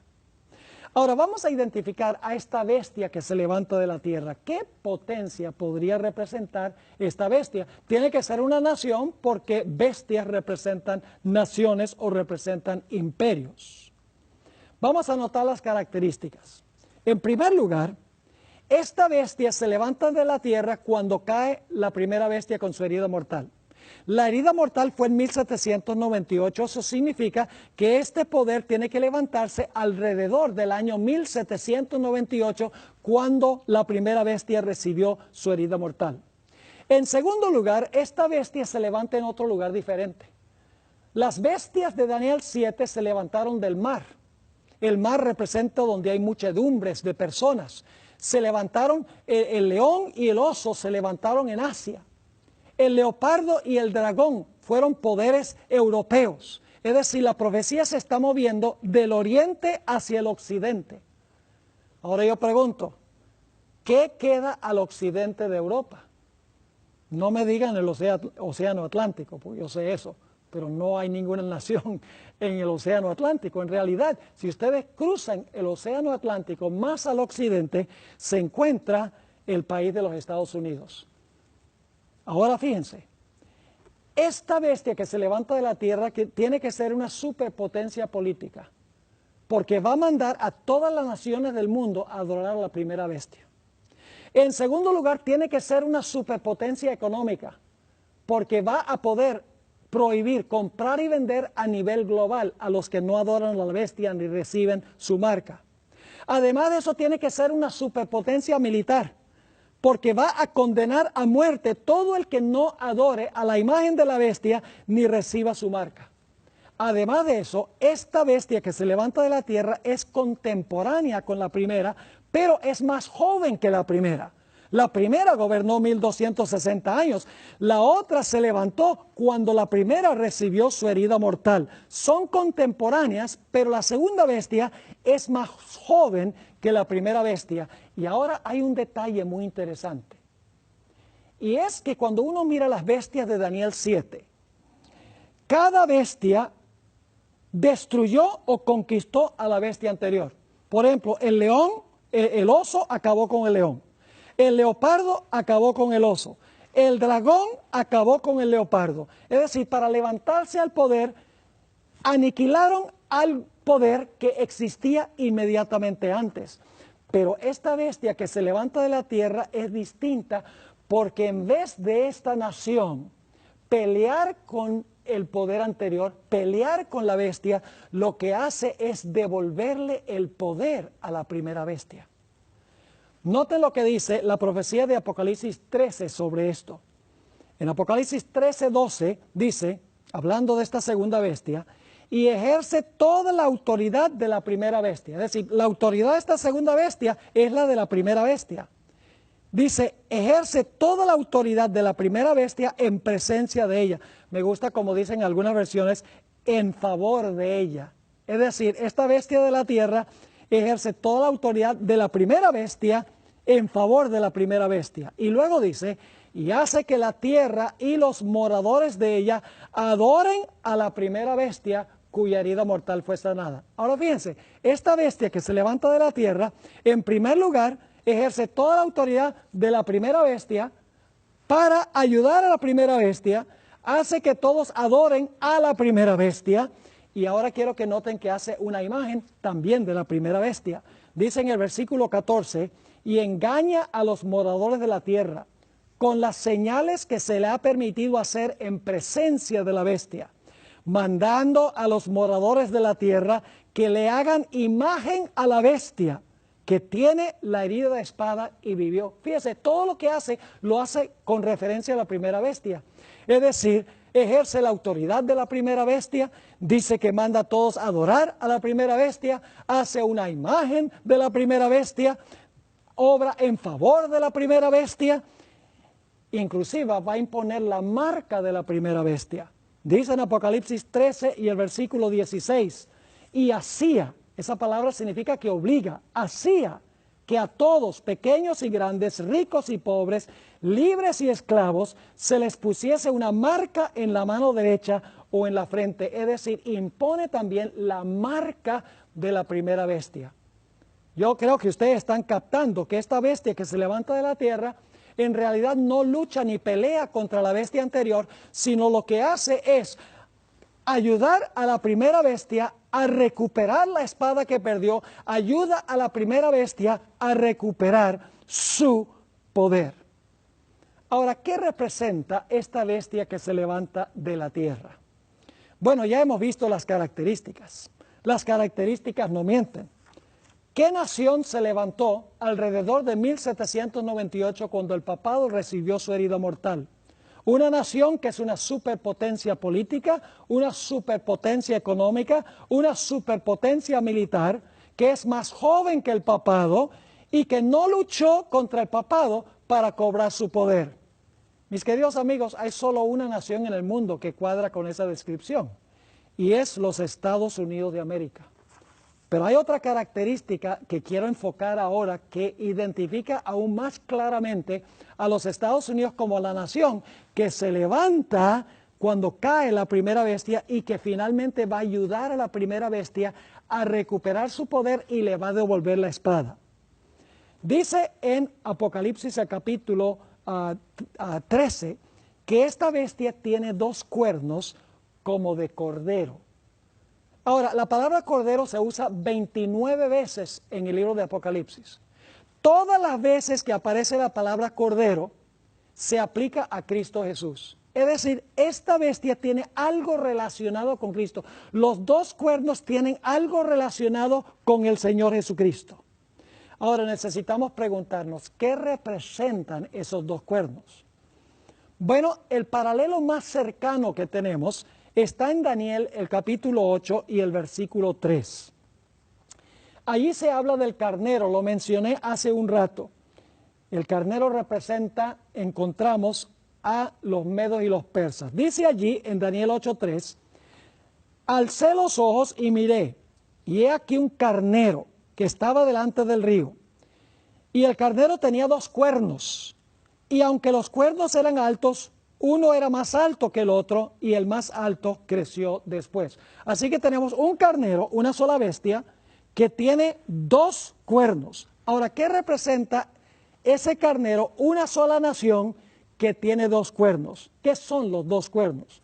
No hay que adivinar, porque el capítulo 8 y el versículo 20 de Daniel nos dice, en cuanto al carnero que viste, que tenía dos cuernos, estos son los reyes de Media y de Persia. Ahora fíjense el cuadro que tenemos aquí. Un solo carnero, una nación. Pero esa nación tiene en su medio dos reinos, los medos y los persas. Una nación con dos reinos, una nación compuesta de dos reinos. Ahora volvamos a la profecía de Apocalipsis 13 y el versículo 11. hay una bestia, una sola nación, que tiene dos cuernos. Esos dos cuernos deben representar dos reinos dentro de esa nación. Y esos dos cuernos son como de cordero, o sea, deben ser reinos que Cristo Jesús reconoció. Y por lo tanto nos preguntamos, ¿cuáles reinos reconoció Cristo Jesús? No hay que adivinar. Mateo 22 y el versículo 19 al 21 nos dice cuáles dos reinos reconoció Jesús. Le preguntaron a Jesús si debían pagarle impuestos a César. Y noten lo que dijo Jesús: mostradme la moneda del tributo. Y ellos le presentaron un denario, que era como decir $1. Entonces les dijo, ¿de quién es esta imagen y la inscripción? Es decir, la cara de quién y el nombre de quién está en esta moneda. Le dijeron, de César. Y les dijo, dad pues a César lo que es de César y a Dios lo que es de Dios. ¿Cuántos reinos reconoció Jesús? 2. César tiene un reino y Dios tiene un reino. César tiene el reino civil y Dios tiene la iglesia. Dos reinos separados uno del otro, no juntos. Por ejemplo, financieramente nosotros le debemos a Dios el diezmo. Al gobierno nosotros tenemos también obligación, le debemos los impuestos. Pero el gobierno no debe tomar los impuestos para dárselos a la iglesia, ni la iglesia debe tomar los diezmos para dárselos al poder civil. Cada uno tiene sus obligaciones financieras y cada uno funciona dentro de su esfera. No se debe mezclar. Jesús reconoció que hay dos reinos: el reino civil de César y el reino religioso de Dios, que es la iglesia. Varias veces Satanás procuró ofrecerle a Jesús los reinos de este mundo. Por ejemplo, en el monte de la tentación, según Mateo 4 y el versículo 8 al 10, dice, otra vez le llevó el diablo a un alto monte y le mostró todos los reinos del mundo. Y entonces el diablo le dice a Jesús, mira, todos estos reinos yo te los regalo. Toma los reinos del mundo, las riendas de los reinos del mundo. Te lo doy todo, si tan solo te arrodillas y me adoras. La Biblia dice que Jesús rechazó esos reinos. Cuando Jesús estaba en la corte de Pilato, Pilato lo llevó para hacerle una entrevista personal. Y nos dice allí en Juan 18 y el versículo 36, cuando Pilato le preguntó si Jesús era un rey, respondió Jesús, mi reino no es de este mundo. Fíjense que ahí Jesús está reconociendo dos reinos. Él tiene un reino que es la iglesia y dice, pero mi reino no es de este mundo. Este mundo tiene un reino civil, que era Roma, pero mi reino no es el poder civil. Dice, mi reino no es de este mundo. Si mi reino fuera de este mundo, mis servidores pelearían para que yo no fuera entregado a los judíos, pero mi reino no es de aquí.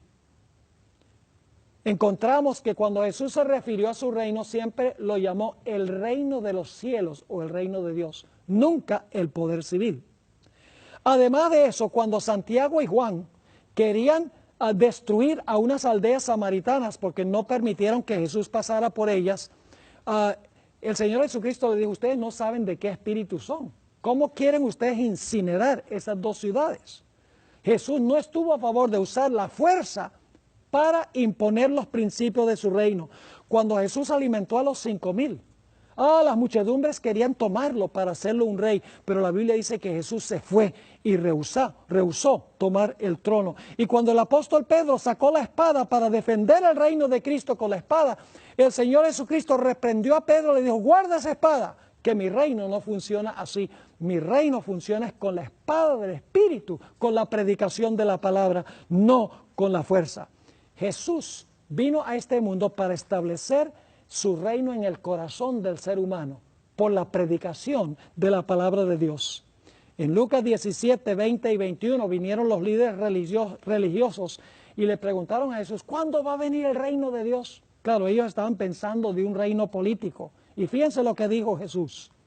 Preguntado por los fariseos cuándo había de venir el reino de Dios, les respondió y dijo, el reino de Dios no vendrá con advertencia, es decir, el reino mío no va a venir con una exhibición externa de poder, ni dirán, helo aquí o helo allí, porque he aquí el reino de Dios está en vosotros. Es decir, los dos cuernos que se encontraban en la cabeza de esta bestia que se levantó de la tierra representan dos reinos en una misma nación. Esos dos reinos son la iglesia y el Estado en una misma nación, no juntos, sino separados. Ahora vamos a examinar la historia de los Estados Unidos en sus etapas iniciales para ver si esta nación fue edificada sobre estos principios.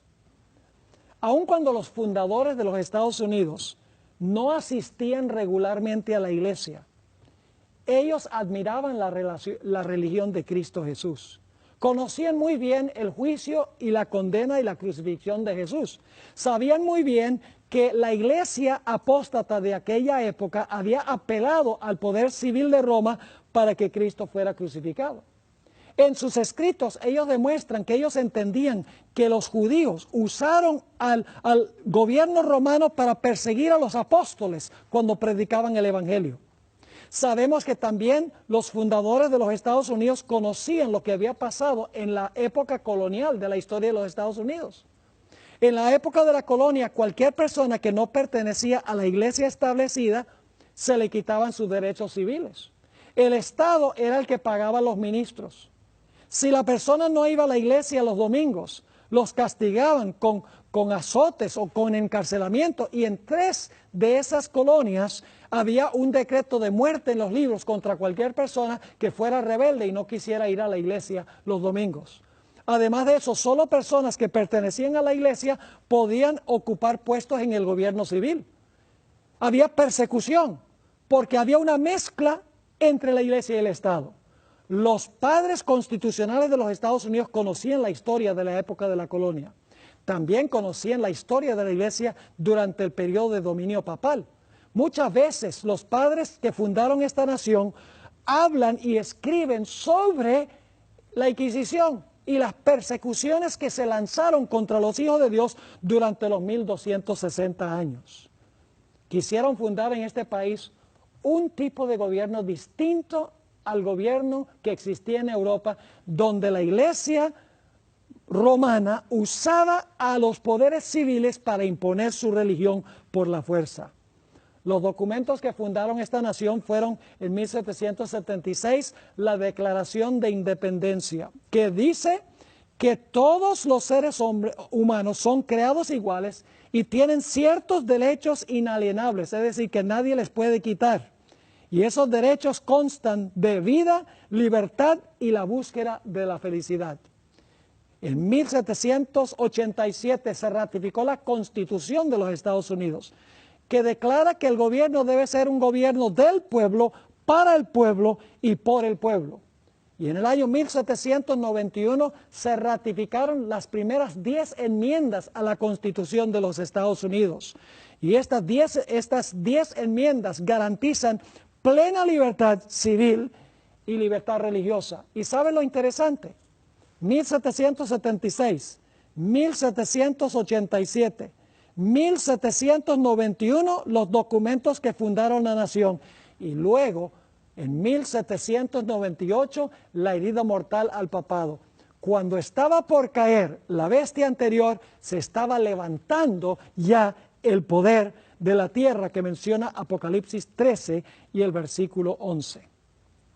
Ahora, un examen cuidadoso de los escritos de los fundadores de los Estados Unidos demuestra claramente que los fundadores creían en una separación radical entre la iglesia y el Estado. Ellos sabían qué sucedía cuando la iglesia usaba el poder civil.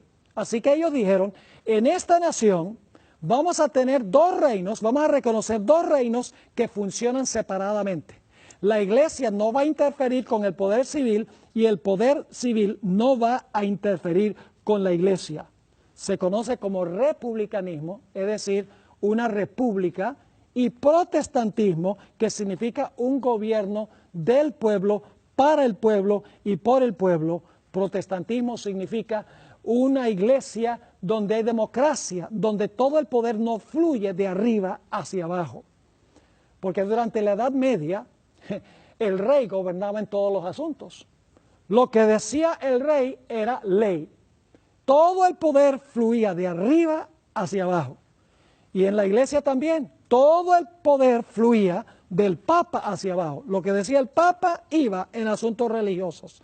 Y lo que decía el rey iba en asuntos civiles o políticos. Pero los fundadores de los Estados Unidos establecieron un sistema radical, donde el gobierno sería del pueblo, para el pueblo y por el pueblo. Un gobierno a donde el poder no fluye de arriba hacia abajo, sino que fluye de abajo hacia arriba.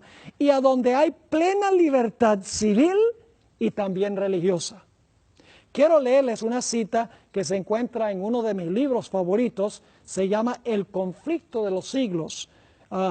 Toda persona debería leer este libro porque describe lo que está sucediendo y lo que pronto va a suceder en este mundo. En la página 495 dice, hablando de los fundadores de la nación, los fundadores de la nación procuraron con acierto que la iglesia no pudiera hacer uso del poder civil, con los consabidos e inevitables resultados, la intolerancia y la persecución.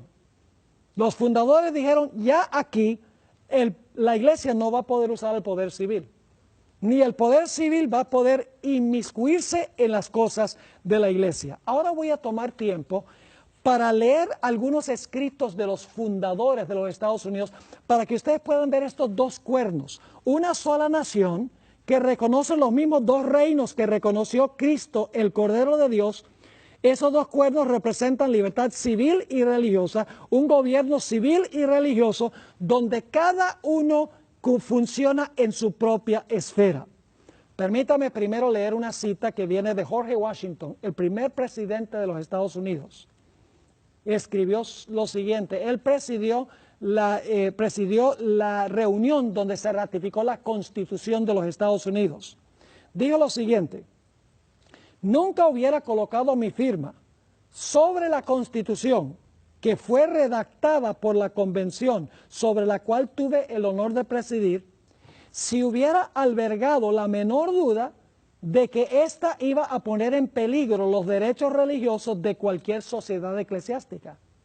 Y si hoy pudiese concebir de algún momento en el futuro en que el gobierno general se administrase de tal manera que la libertad de conciencia estuviese en peligro, les aseguro que nadie sería más celoso que yo en establecer barreras en contra de los horrores de la tiranía espiritual y de toda índole de persecución religiosa.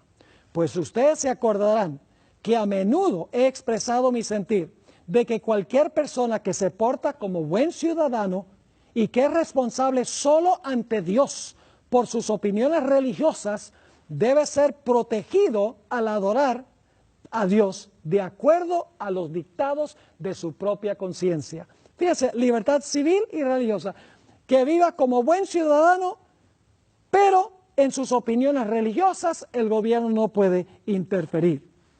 Benjamin Franklin, otro de los fundadores, tenía un sentido de humor muy interesante, dijo lo siguiente, cuando una religión es buena, creo que se apoyará a sí misma. Y cuando no se apoya a sí misma, y Dios no se encarga de apoyarla, sino que los que la profesan se ven obligados a buscar la ayuda de los poderes civiles para sostenerla, es señal, creo yo, que es una religión mala. Ahora veamos qué dijo Thomas Jefferson, uno de los redactores de la Constitución de los Estados Unidos. En Washington, D.C., hay un monumento, se llama The Jefferson Monument, el monumento a Jefferson. Ahí se encuentran grabadas en mármol las siguientes palabras. El omnipotente Dios creó la mente humana libre. Todo intento de influenciarla por medio de castigos o cargas temporales es desviarse del plan del santo autor de nuestra religión. Y luego dice esto, ninguna persona se verá obligada a frecuentar o apoyar ningún ministerio o culto religioso. ni sufrirá por causa de sus opiniones o creencias en materia de religión, sino que todos tendrán la libertad de profesar y defender por la argumentación sus propias opiniones en materia de religión. Ahí está la separación de la iglesia y el Estado. Dice, la mente humana es libre. Los castigos o cargas temporales para castigar los pensamientos de la gente está en contra de los principios. Y dice que el gobierno no puede obligar a nadie a frecuentar o apoyar ningún ministerio o culto religioso. Thomas Jefferson también dijo en cierta ocasión, solo el error necesita el apoyo del Estado. La verdad se puede sostener por sí misma. El error, hay que apoyar el error con el poder civil. Pero él dice, no, la verdad se puede defender sola, sin la ayuda del poder civil. En otra ocasión, encontramos que dijo a Jefferson, que tenía también un poquito de sentido de humor, dice, los poderes legítimos del gobierno se limitan tan solo a las acciones que le causan daño a los demás. Es decir, el gobierno civil solo puede intervenir en los asuntos o en las acciones que le causan daño a los demás. Y luego dice, a mí no me hace ningún daño si mi vecino cree que hay 20 dioses o ningún dios. Esto ni me roba dinero ni me quiebra la pierna. Interesante. En otra ocasión, Jefferson demostró el peligro que hay cuando los sacerdotes o los líderes religiosos toman control del gobierno. Encontramos que dijo lo siguiente, creo que la historia no nos da ni un solo ejemplo en que un pueblo dominado por un sacerdocio disfrute de un gobierno civil libre. Y finalmente Thomas Jefferson dijo, en todos los países y en todas las eras, el sacerdote ha sido hostil a la libertad. Siempre se alía con el déspota, apoyando sus abusos a cambio de su protección. Así que, mis queridos amigos, los fundadores de los Estados Unidos sabían muy bien que la iglesia puede funcionar muy bien sola y el Estado puede funcionar muy bien solo. Que hay un problema cuando la iglesia usa el poder civil. Los fundadores creían que había dos reinos en esta nación, la iglesia y el poder civil, no juntos, sino separados. En el año 1802, Jefferson le escribió una carta a la Asociación Bautista de Danbury, porque ellos le habían escrito una carta diciendo, tenemos miedo de que se nos va a quitar la libertad religiosa. Y encontramos que Jefferson les escribió una carta de respuesta diciéndole, no se preocupen, no se les van a quitar sus derechos religiosos. Quiero leer lo que dijo Jefferson, y es interesante que de aquí viene la idea de la pared de separación entre la iglesia y el Estado.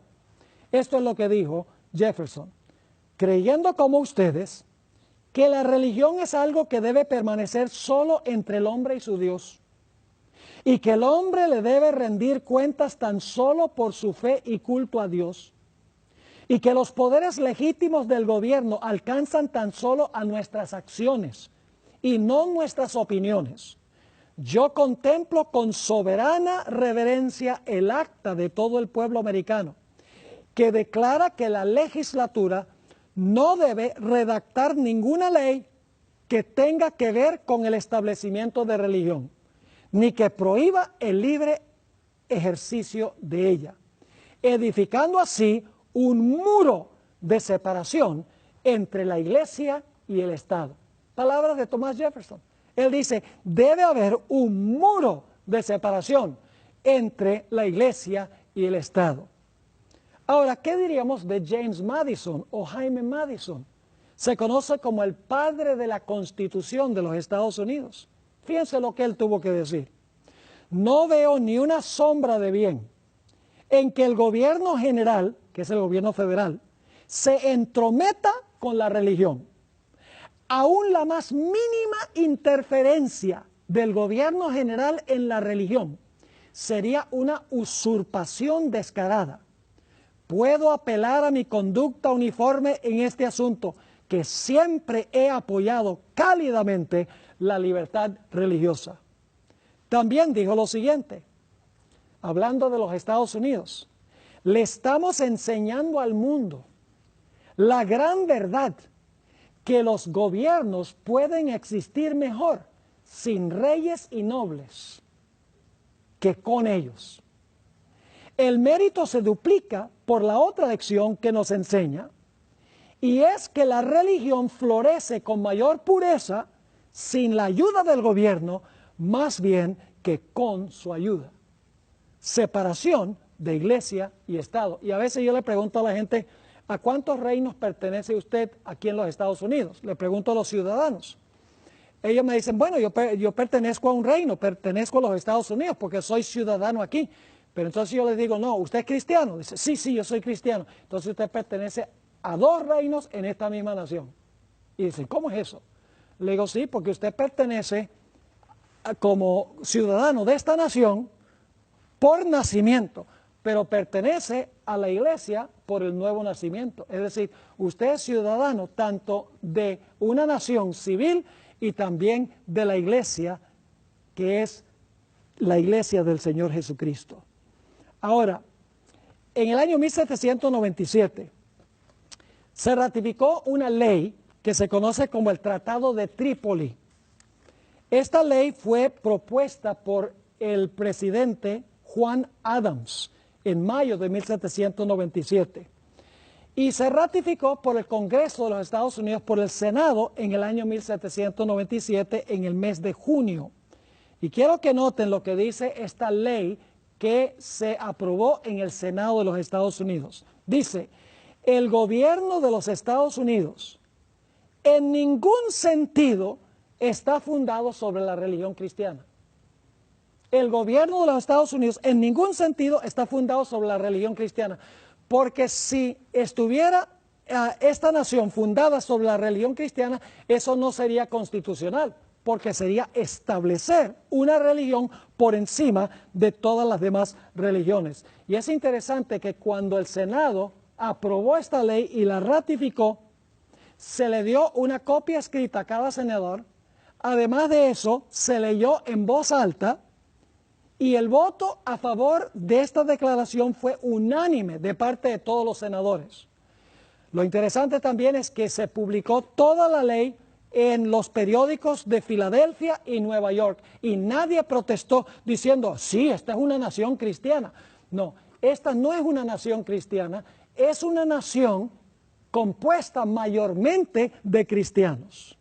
Ahora, permítame hablarles un poco sobre la primera enmienda a la Constitución de los Estados Unidos. Aquí es que se encuentran los dos cuernos clarito en la primera enmienda. La primera enmienda es parte de la Constitución. Dice la primera enmienda lo siguiente, y tiene 3 cláusulas. El Congreso no hará ninguna ley, porque el Congreso es el que redacta las leyes. El Congreso no hará ninguna ley con respecto al establecimiento de religión. Es decir, el Congreso no puede hacer ninguna ley que establezca alguna observancia religiosa. Y luego dice, ni que prohíba la libre práctica de ella. El Congreso no puede hacer ninguna ley que establezca alguna observancia religiosa o que prohíba que la gente practique su religión como le dicta su conciencia. Y luego la tercera cláusula de la primera enmienda garantiza derechos civiles, porque sigue diciendo, ni que coarte la libertad de expresión, ni la libertad de prensa, o el derecho que tiene el pueblo de reunirse pacíficamente y de pedirle al gobierno que se les haga justicia. Ahí está. Claramente en la primera enmienda se encuentra el hecho de que el Congreso no puede hacer ninguna ley que establezca religión o que prohíba que la gente practique su religión. Es decir, el Congreso nunca podría hacer una ley constitucional que diga que todos tienen que guardar el domingo como día de reposo. Y tampoco puede redactar ninguna ley que diga está prohibido que la gente guarde el sábado. Porque el gobierno civil no puede meterse en asuntos de religión. Está prohibido. Gobiernan solo en asuntos civiles, no en asuntos religiosos. Algunas personas dicen, bueno, pero la expresión separación de iglesia y Estado no está en la Constitución. Eso es verdad, la expresión separación de iglesia y Estado no está en la Constitución. Pero en la primera enmienda está claro porque se garantiza allí que el gobierno no puede establecer ninguna observancia religiosa, ni puede prohibir que la gente practique su religión, y también garantiza derechos civiles. Es decir, garantiza lo que significan los dos cuernos: libertad civil y libertad religiosa. La existencia simultánea de la Iglesia y el Estado, no juntos, sino separados. Ahora debemos ir al final de la historia. Apocalipsis 14, 6 y 7. Presenta el mensaje final de Dios a este mundo. Dice: vi volar por en medio del cielo a otro ángel que tenía el evangelio eterno, para predicarlo a los moradores de la tierra, a toda nación, tribu, lengua y pueblo. Fíjense que este es un mensaje de Dios a todo el mundo. ¿Y qué dice este mensaje? Diciendo a gran voz: temed a Dios y dadle gloria, porque la hora de su juicio ha llegado. Y ahora viene la parte que quiero recalcar: y adorad a aquel que hizo el cielo y la tierra, el mar y las fuentes de las aguas. Fíjense, esta declaración de Dios, este anuncio de Dios, manda a los seres humanos que adoren a Dios, porque Dios es el creador. Ahora, el lenguaje de este mensaje viene del cuarto mandamiento, el mandamiento del sábado.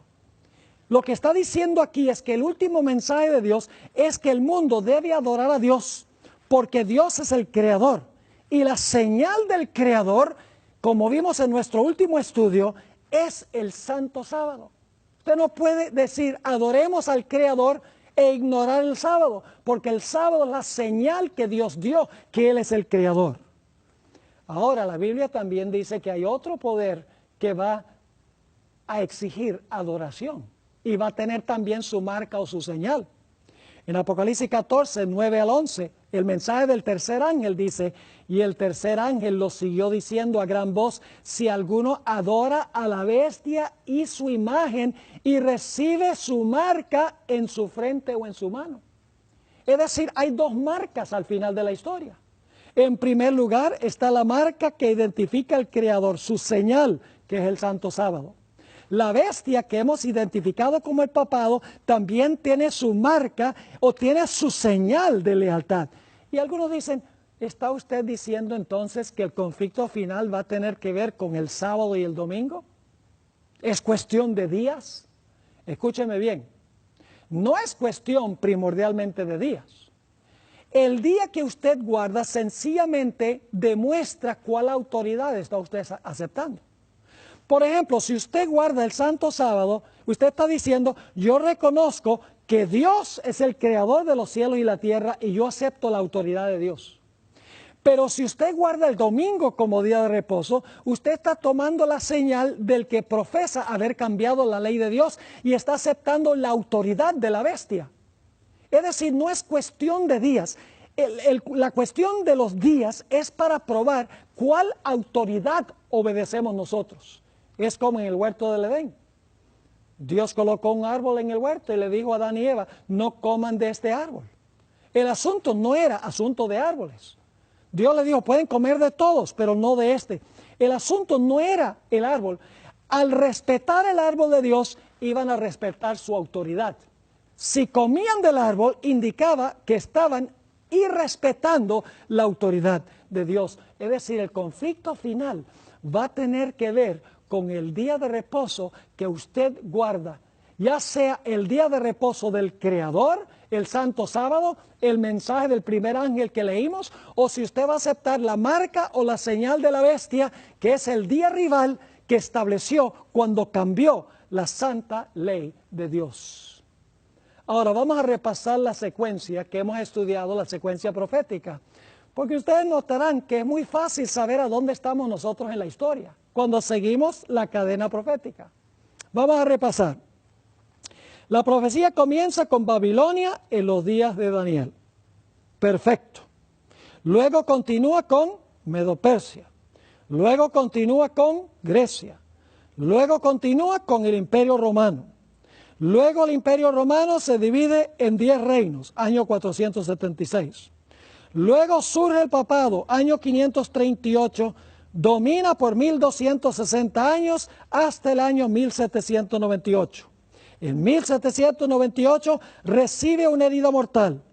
Por un tiempo el papado está inactivo y en ese tiempo estamos ahora. Pero luego dice que después de un tiempo de inactividad, la bestia o el cuerno pequeño, que ya hemos identificado como el papado, dice que se le va a sanar la herida mortal y todo el mundo se va a maravillar tras ese sistema. Y va a recibir la marca de ese sistema.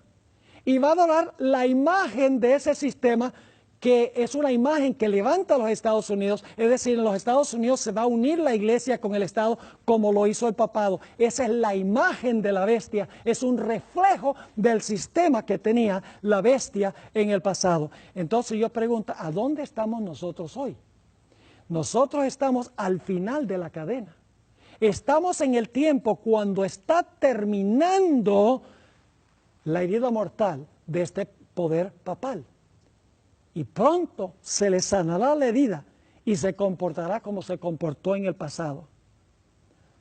Quiero leerles una cita de un erudito muy interesante, Malaquías Martín, jesuita, en 1986.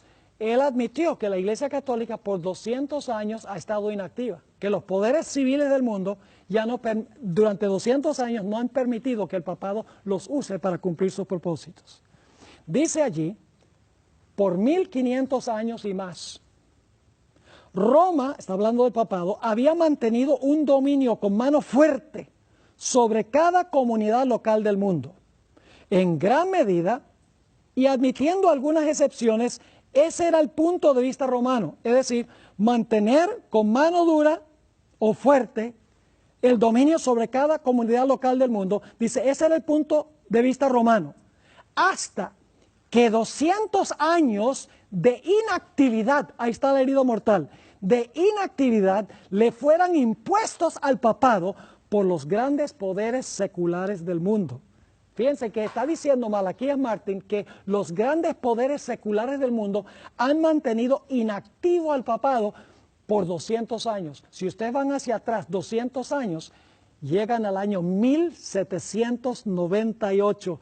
El papado ha estado inactivo desde ese tiempo. No ha podido usar a los poderes civiles para cumplir sus propósitos. Así que ahora estamos en Filadelfia para la visita del Papa. Millones de personas de todas las religiones y de todos los países han hecho grandes sacrificios para rendirle homenaje a Francisco I. La relación entre el papado y los Estados Unidos se vuelve cada día más íntima. Los Estados Unidos comenzó esa relación íntima cuando se alió con el papado para tumbar lo que antes fue la Unión Soviética, la cortina de hierro. Se le llamó la Santa Alianza. El papado ayudó al presidente Obama para establecer relaciones o restablecer relaciones diplomáticas con Cuba. El papado está ayudando a los Estados Unidos para cerrar para soltar a los prisioneros o llevarlos a otro sitio de Guantánamo en Cuba también. El Papa ha dado un discurso ante el Congreso Conjunto de los Estados Unidos y se ha encontrado con el presidente Barack Obama en la Casa Blanca para hablar de asuntos políticos del gobierno. Ahora mi pregunta es, ¿a dónde están mirando hoy los cristianos para el cumplimiento de las profecías? La mayoría de los cristianos están mirando allá al Medio Oriente, están viendo a Israel, están viendo a Siria, ISIS, todos los eventos allá. Y mientras tanto las profecías que hemos estudiado demuestran que las profecías se están cumpliendo en Roma y en los Estados Unidos y la gente no lo ve porque está mirando a donde el conflicto no es. Ahora, quiero leer un versículo de la Biblia y luego una cita de un arzobispo católico de hace tiempo. En Juan 17:14 el Señor Jesucristo dijo que el mundo va a odiar a los que son de Él, a su verdadera iglesia. En su oración a su Padre, Jesús le dice, yo les he dado a mis discípulos tu palabra, y el mundo los aborreció, porque no son del mundo, como tampoco yo soy del mundo. Es decir, Jesús está diciendo, mi iglesia no es del mundo y por eso el mundo odia a mi iglesia. Pues resulta que en el año 1955, el arzobispo Fulton Sheen, apologista del papado y pionero de radio y televisión de la Iglesia romana, dijo algunas palabras muy interesantes por radio. Esto fue en 1955, cuando en los Estados Unidos se tenía mucha sospecha del papado y la gente no quería al papado en los Estados Unidos. Esto fue lo que dijo este apologista de la Iglesia Católica, Fulton Sheen. Dice, si yo no fuera católico y estuviera buscando la verdadera iglesia en el mundo hoy, buscaría la iglesia que no se lleva bien con el mundo. Interesante, dice, si yo no fuera católico, yo buscaría la iglesia que no se lleva bien con el mundo. En otras palabras, buscaría la iglesia que el mundo aborrece. Mi razón en hacer esto sería que si Cristo está presente en alguna de las iglesias del mundo actual, entonces debería ser odiado, así como lo fue cuando anduvo sobre la tierra en la carne. Si usted desea descubrir a Cristo hoy, entonces busque la iglesia que no se lleva bien con el mundo. Busque una iglesia que es aborrecida por el mundo, así como Cristo fue aborrecido por el mundo. Esas palabras las habló cuando en los Estados Unidos los protestantes veían con sospecha al papado y no querían al papado. Y como él era apologista de la Iglesia Católica, él dice, si ustedes quieren conseguir la verdadera iglesia, busquen la iglesia que la gente no quiere. En su época la gente no quería la iglesia romana. Pero yo pregunto, ¿sucede lo mismo hoy? Mis queridos amigos, hoy en día están esperando 2 millones de personas en Filadelfia para rendirle homenaje a Francisco I. En la profecía de Apocalipsis 13 y el versículo 3 nos dice en cuanto a la bestia cuando se le sane su herida mortal. Y vi una de sus cabezas como herida de muerte, pero su herida mortal fue sanada y se maravilló toda la tierra en pos de la bestia. ¿Será posible que todos los que se están maravillando hoy en día en Filadelfia, viniendo de todos los países del mundo, representantes de todas las religiones del mundo, rindiéndole homenaje no solo a Francisco I, sino también al sistema que él representa, que denotan amor y cariño para con esta organización que presenta la profecía? ¿Será que estas personas sencillamente están ciegas a la realidad que presentan las profecías? La Biblia nos dice que cualquiera que termina adorando a la bestia, su imagen o recibiendo su marca, la ira de Dios caerá sobre esa persona. Por esa razón he tomado el tiempo para hacer esta presentación, no para enojar a nadie, no para que la gente diga, ay, mire, cómo habló mal de mi iglesia. No, es para que la gente pueda saber las profecías que se están cumpliendo y puedan tomar decisiones para estar del lado de Dios. Guardar el santo día que Dios estableció como señal de que Él es el Creador y salvarse al fin en su reino. Que Dios le bendiga.